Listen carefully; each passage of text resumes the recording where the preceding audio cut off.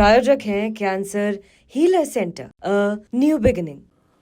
RJD ने क्यों लगाया है टाइगर जिंदा है का पोस्टर पटना में, क्या इसके मायने हैं ये समझेंगे। इसके अलावा लालू यादव जो कल पूछताछ हुई है उसको लेकर आगे के क्या प्लान है आरजेडी का, ये समझने का प्रयास करेंगे। साथ ही लेफ्ट और कांग्रेस के साथ क्या प्रशांत किशोर का गठबंधन संभव है, इस तरह की चर्चाएं बिहार में चल रही हैं, तो ये भी समझने का प्रयास रहेगा। नमस्कार, मैं सौरभ त्रिपाठी हूँ, आप देख रहे हैं हमारा खास प्रोग्राम राग बिहारी, और हमारे साथ रोज की तरह वरिष्ठ साथी हमारे पंकज जी मौजूद हैं। तो पंकज जी, सबसे पहले तो चर्चा का विषय बना हुआ है एक पोस्टर जिसमें लिखा हुआ है, ना झुका हूं ना झुकूंगा, टाइगर अभी जिंदा है। लालू यादव की तस्वीर है, तेजस्वी यादव की तस्वीर है, और कहा जा रहा है कि जो लैंड फॉर जॉब मामला है, जब रेल मंत्री हुआ करते थे लालू यादव, उस दरमियान का ये जो मामला है इसको लेकर ईडी ने पूछताछ की है। 4 घंटे पूछताछ चली और उसी दरमियान ये पोस्टर लग गए हैं। तो कैसे देखा जाए इन पोस्टरों को, क्या तैयारी, क्या मायने हैं इसको? देखिए, इस पोस्टर को इस तरीके से देखा जाना चाहिए कि लालू यादव एक बात से कई इशारे कर रहे हैं। ये सिर्फ इशारा बीजेपी के लिए नहीं है, ये सिर्फ इशारा एनडीए के खिलाफ नहीं है, ये इशारा अपने घटक दलों के लिए भी है। इस बात को समझिए। दरअसल अभी जो स्थिति परिस्थिति बन रही है उसमें लालू यादव चौतरफा घिरे हुए। एक तरफ ईडी की तलवार लटक रही है, ईडी साबित करने में लगी है कि लालू प्रसाद ने किस तरीके से जमीन के बदले नौकरियां बांटी थी, और उसका पुख्ता प्रमाण के साथ ईडी उनसे पूछताछ कर रही है। और फिर ईडी कहती है आपने अमुक व्यक्ति से इसके नाम पे जमीन लिखवाया, उसके बाद ग्रुप बी में नौकरी कैसे हो गई रेलवे में। तो ये सारी बातें हो रही हैं, पर एक जो बड़ा इंटरेस्टिंग बात यह है कि टाइगर अभी जिंदा है का मतलब क्या है। टाइगर अभी जिंदा है का मतलब यह है कि ईडी तंग कर ले, नीतीश कुमार साथ ना आए, बीजेपी पीछे पड़ी रहे, कांग्रेस अपने अस्त्रों का प्रहार कर ले, वीआईपी पार्टी साथ में रहे या ना रहे, लेकिन लालू प्रसाद का चाम अपना बरकरार है। लालू फोकल पॉइंट है, और जब तक वो है राजनीति लालू प्रसाद के इर्द गिर्द ही घूमेगी। तो इस तरीके से लालू प्रसाद मैसेज दे रहे हैं, क्योंकि देखिए कितना कुछ कहा जा रहा है जब से प्रदेश अध्यक्ष बदला गया। प्रदेश अध्यक्ष बदला गया कांग्रेस पार्टी का, तो आपको क्या लगता है कि राजद में यह मैसेज सही गया होगा? बिल्कुल सही नहीं गया। राजद के शीर्ष नेतृत्व के पास यह मैसेज है कि यह कांग्रेस को साइज में करने के लिए ऐसा किया गया। राजद का शीर्ष नेतृत्व इस बात से लेकर के अचंभित भी है और सशंकित भी कि आखिरकार कांग्रेस और क्या कुछ करने जा रही है। तो दरअसल जो डॉक्टर अखिलेश सिंह, जो कि लालू प्रसाद से बेहतरीन संबंध कायम रखते थे, और उनकी पार्टी कांग्रेस में ही ये चर्चा बहुत आम थी कि डॉक्टर अखिलेश सिंह वही करते हैं जो लालू प्रसाद चाहते हैं। डॉक्टर अखिलेश सिंह ने कांग्रेस पार्टी को लालू प्रसाद के हाथों गिरवी रख दिया है। और लालू प्रसाद भी जब जाते हैं कहीं पर, और गए थे इनफैक्ट जब श्री कृष्ण जयंती मनाई जा रही थी, तो वहां पहुंचे और उन्होंने खुलेआम कहा कि हम ही ने अखिलेश को राज्यसभा भेजा। तो सवाल यह है कि जब इस तरह की बातें हो रही हो, और इस सब के बीच लालू प्रसाद को एक मैसेज तो देना था ना कि कोई कितना भी तंग कर ले, हम टाइगर हैं और टाइगर जिंदा है, टाइगर अभी जम करके चुनाव लड़ेगा। हमारे जितने भी समर्थक हैं उनको बहुत ज़्यादा दिल छोटा करने की ज़रूरत नहीं है। आरजेडी अपने कार्यक्रम पर काम कर रही है। आरजेडी ने अपना वारिस ढूंढ लिया है तेजस्वी यादव के रूप में। आरजेडी शानदार परफॉर्मेंस देगी, इसीलिए जब पूरे परिवार को पूछताछ के लिए बुलाया गया तो ये मैसेज छोड़ा गया कि टाइगर अभी जिंदा है। बिल्कुल, आप कह रहे हैं कि निशाना सिर्फ और सिर्फ ईडी या केंद्र भाजपा पर नहीं है, कहीं ना कहीं कांग्रेस को भी, जो अपने घटक दल है उनको प्रयास किया है संदेश देने का कि कमज़ोर मत समझिए। जिस तरीके से कांग्रेस लगातार दबाव बना रही, जो आपने कहा अखिलेश सिंह को हटाया, अखिलेश सिंह लालू यादव के करीबी माने जाते हैं और एक तरीके से पुल का काम करते थे कांग्रेस और आरजेडी में, उनको हटा दिया गया, उनको किनारे लगा दिया गया है। तो दोनों ही, सभी को एक मैसेज देने का प्रयास किया गया है, और बिहार की जनता को मुझे लगता है एक मैसेज देने का प्रयास किया गया होगा कि लालू यादव अभी भी राजनीति में उतना ही एक्टिव हैं जितना वो लंबे समय से रहे हैं, और आने वाले विधानसभा चुनाव तक भी एक्टिव रहेंगे। बिल्कुल इंटरेस्टिंग है अपने आप में। इंटरेस्टिंग मगर एक चर्चा ये भी है कि क्या लेफ्ट पार्टी और कांग्रेस पार्टी, ये तो अपना गठबंधन इनका है ही है, आरजेडी से खटपट चल रही है, इस बीच क्या प्रशांत किशोर तीसरा ऑप्शन हो सकते हैं आरजेडी के बजाय?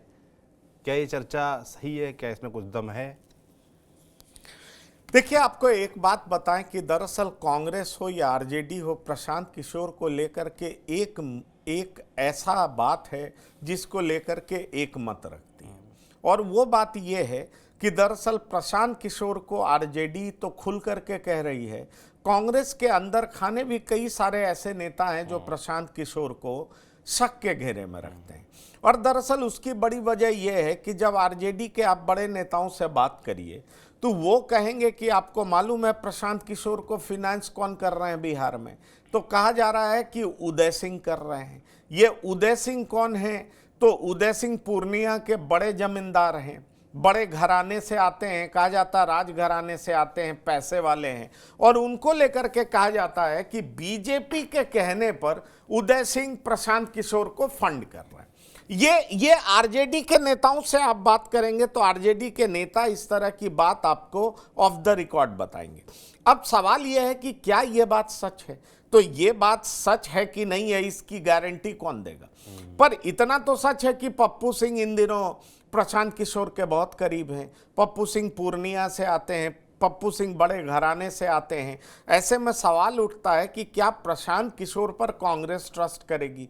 क्योंकि जिस तरीके से ये बात बार बार उठ रही है कि प्रशांत किशोर बीजेपी की बी टीम बन करके आए हैं और वो आरजेडी को हराना चाहते हैं, आरजेडी को ज़्यादा डैमेज पहुंचाना चाहते हैं, और साथ ही साथ जेडीयू को भी ज़्यादा डैमेज पहुंचाना चाहते हैं, ठीक उसी तरीके से जैसे पिछली बार चिराग पासवान ने जेडीयू को पहुंचाया था जी। लेकिन दूसरी बात यह है कि प्रशांत किशोर अगर इस तरह की बात कर रहे हैं कि भाई ये 35 साल से तो यही नीतीश और लालू की सरकार है ना, बिहार का हुआ क्या? बिहार का तो बंटाधार हो गया। उड़ीसा 2004-5 के बाद इतना ज़्यादा डेवलप किया, बिहार क्या कर पाया? बिहार का प्रति व्यक्ति आय क्या है? जरा ये देखिए, बिहार की शिक्षा का लेवल किस तरीके से गिर गया है। बिहार में कोई इंडस्ट्रीज नहीं है, बिहार दिनों दिन रसातल में जा रहा है, आबादी बहुत जोर से बढ़ रही है, आरजेडी मुसलमानों को डरा करके वोट लेती है, जेडीयू जो है बीजेपी के साथ टाई अप करके ऐसा स्पेस क्रिएट किए हुए है कि बीजेपी लाचार रहती है आरजेडी को रोकने के लिए। वो जेडीयू नीतीश कुमार 20 साल से मुख्यमंत्री हैं। तो जो प्रशांत किशोर बोल रहे हैं वो कई लोगों को अपीलिंग भी लग रहा है कि क्यों नहीं एक नए विकल्प की तरफ देखा जाए, और इसलिए कहा जा रहा है कि आगे इसको प्रशांत किशोर के लिए भी है, क्योंकि आप याद करें उपचुनाव में 10% वोट प्रशांत किशोर को मिला था। तो ये एक बड़ी बात है। तो सवाल यह है कि क्या कांग्रेस प्रशांत किशोर पर भरोसा जताएगी? ये एक गंभीर सवाल है, क्योंकि मैं आपको बता दूं कुछ ऐसे लोग जो कि प्रोफेसर हैं, प्रशांत किशोर के साथ रहे हैं, जब वो बाहर निकल रहे हैं तो इस तरह की बात कर रहे हैं कि प्रशांत किशोर का अलायंस जो है कांग्रेस और लेफ्ट के साथ हो सकता है। पर क्या ऐसी संभावना बनती है क्या? देखिए, राजनीति में असंभव तो कुछ होता नहीं है। दूसरी बड़ी बात, अगर आप बीपीएससी के एग्जाम के विरोध में कई छात्र जब धरना प्रदर्शन पर बैठे थे तो आरजेडी अलग प्रदर्शन कर रही थी, लेफ्ट पार्टी और कांग्रेस अलग प्रदर्शन कर रही थी, तो आप समझ लीजिए कि वहां पर भी एकजुटता और एकरूपता तो दिखाई नहीं पड़ी। प्रशांत किशोर अलग प्रदर्शन कर रहे थे। तो सवाल ये उठता है कि जो कांग्रेस 70 सीट हर हाल में पाना चाहती है, कांग्रेस आरजेडी की नज़रों में रेस्पेक्टेबल एलाय बने रहना चाहती है, और इसी कवायद में प्रदेश अध्यक्ष को बदला गया है, तो सवाल उठता है कि क्या अगर 70 सीट आरजेडी नहीं देती है तो क्या कांग्रेस प्रशांत किशोर की तरफ देख सकती है? क्या इतना भरोसा कर सकती है? लेफ्ट के तरफ देख सकती है? ये भी एक गंभीर सवाल है, क्योंकि लेफ्ट और कांग्रेस का अलायंस तो वेस्ट बंगाल में है ना। भले ही वो केरला में लड़ते हों, लेकिन लेफ्ट और कांग्रेस तो वेस्ट बंगाल में दोनों साथ लड़ते हैं।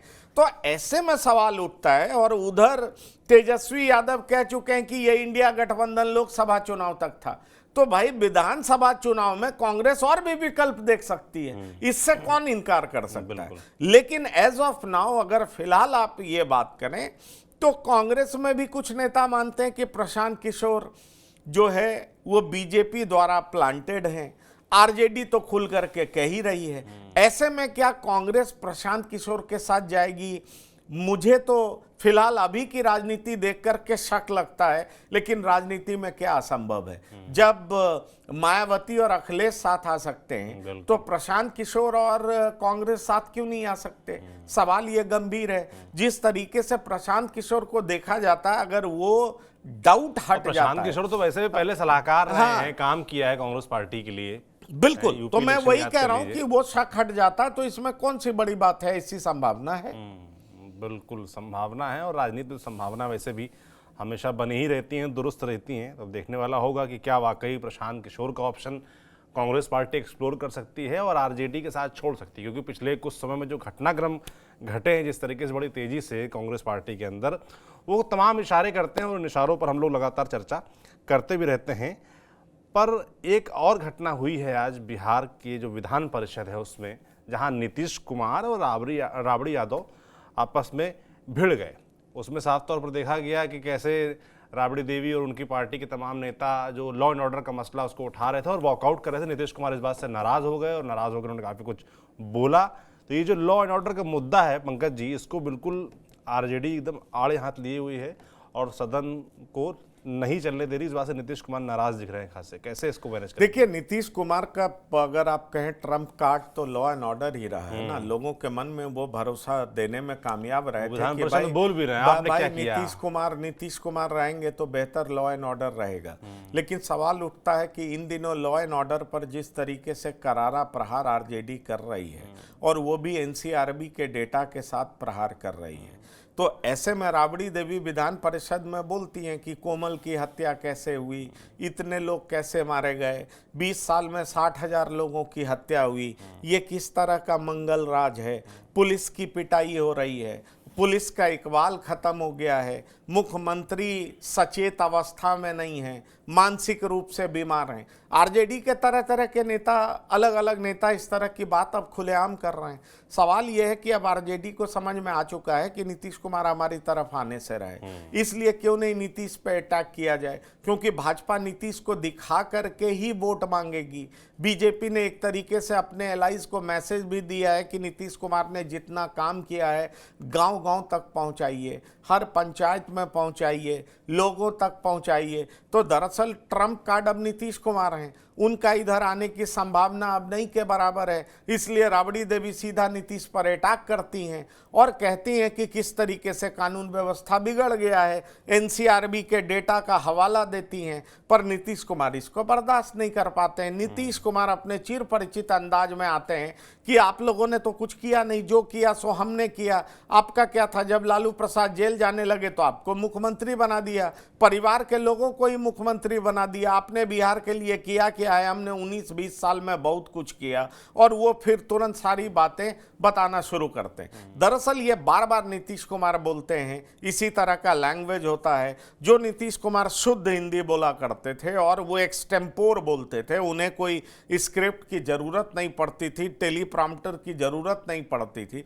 अब नीतीश कुमार घिसे पिटे अंदाज में बात करते हैं और उसका विपक्ष बहुत ज्यादा मजाक उड़ाता है। विपक्ष ये साबित करने में लगा रहता है कि नीतीश कुमार की सेहत अब उस तरह की नहीं रही जैसी हुआ करती थी। जितने क्रेडिबल, जी हाँ, और जितने क्रेडिबल वो पहले थे, अब वो क्रेडिबल है नहीं। कब किधर जाएंगे नहीं जाएंगे, वो गाइड किसी और से हो रहे हैं, अपनी राजनीतिक चेतना वो खो चुके हैं। तरह तरह की बातें की जा रही है। इसलिए लॉ एंड ऑर्डर भी ऐसा मसला है जिस पर इनको घेरने का प्रयास किया जा रहा है। अभी कुछ दिन पहले कहा गया कि बजट से ही 25 करोड़ रुपया जो है एक बड़े अधिकारी ने अपनी बेटी के नाम पर चल रहे फाउंडेशन को आवंटित कर दिया। उसको लेकर के आप देखिए कि आरजेडी के एक एमपी ने प्रेस कॉन्फ्रेंस किया, सुधाकर सिंह ने, उसकी भी चर्चा बहुत जोरों से हुई। तो सवाल यह है कि ये सरकार भ्रष्ट है, ये भी अब आरजेडी साबित करने में लगी रहती है। ये आरजेडी ये भी साबित करने में लगी रहती है कि इसमें लॉ एंड ऑर्डर भी बेहतर नहीं है। आरजेडी ये भी कहना चाहती है कि मुख्यमंत्री अब वो मुख्यमंत्री नहीं है, अब उनकी अवस्था उस तरह की नहीं है कि पूरे तरीके से अपने चेतन मन से वो सरकार को चला सकें। वो एक कठपुतली की तरह बैठे हुए हैं और बीजेपी के बिठाए हुए लोग जेडीयू में उनको एडवाइस कर रहे हैं और बीजेपी ही सरकार चला रही है। तो तरह तरह की बातें, तरह तरह के हथकंडे, पर्पस ये है कि नीतीश के इमेज को मलाइन किया जाए और साथ ही साथ जनता के बीच ये मैसेज छोड़ा जाए कि नीतीश अब वो नीतीश नहीं रहे। नीतीश के राज में अब बहुत ज़्यादा भ्रष्टाचार भी हो रहा है, बहुत ज़्यादा अपराध भी हो रहा है। नीतीश अब उतने ताकतवर भी नहीं रह गए हैं, नीतीश कठपुतली हो चुके हैं। इसलिए अब नीतीश के प्रति आप लोग का कोई मोह है तो अपने मन से उनके प्रति मोह निकालिए और अब ऐसी सरकार चुनिए जो बिहार का भला कर सके। चूंकि चुनाव कुछ महीने रह गए हैं, इसलिए ऐसे भी राजनीतिक पार्टियां अपने विरोधियों के खिलाफ इस तरह का हथकंडा अपनाएगी। इसमें किस हद तक कामयाब होती है ये देखने वाली बात। बिल्कुल, जो आपने कहा कि आरजेडी कहीं ना कहीं प्रचार करने में लगी हुई है कि नीतीश कुमार अब पहले जैसे नहीं रहे, और दूसरी तरफ आरजेडी के पोस्टर लगे हुए हैं कि टाइगर अभी जिंदा है, यानी कि लालू यादव अभी भी रिप्लेसेबल हैं और उनकी जगह कोई ले नहीं सकता। अभी भी वो इतना ही एक्टिव हैं, चाहे कितना भी कटाक्ष, कितना भी प्रयास उनको गिराने का कर लिया जाए। तो ये दो नैरेटिव कहीं ना कहीं आरजेडी देने का प्रयास कर रही है। तो आज की बातचीत में इतना ही। आप राग बिहारी देख रहे थे और हमने आपको जो तमाम कुछ नैरेटिव्स चल रहे हैं वो बताने का प्रयास किया, खासतौर पे जो आरजेडी और कांग्रेस के बीच खटपट चल रही है उसके बीच क्या प्रशांत किशोर की एंट्री हो सकती है। आपका इस विषय पे क्या सोचना है कमेंट बॉक्स में लिखकर जरूर बताएं। देखते रहिए TV9 डिजिटल। शुक्रिया।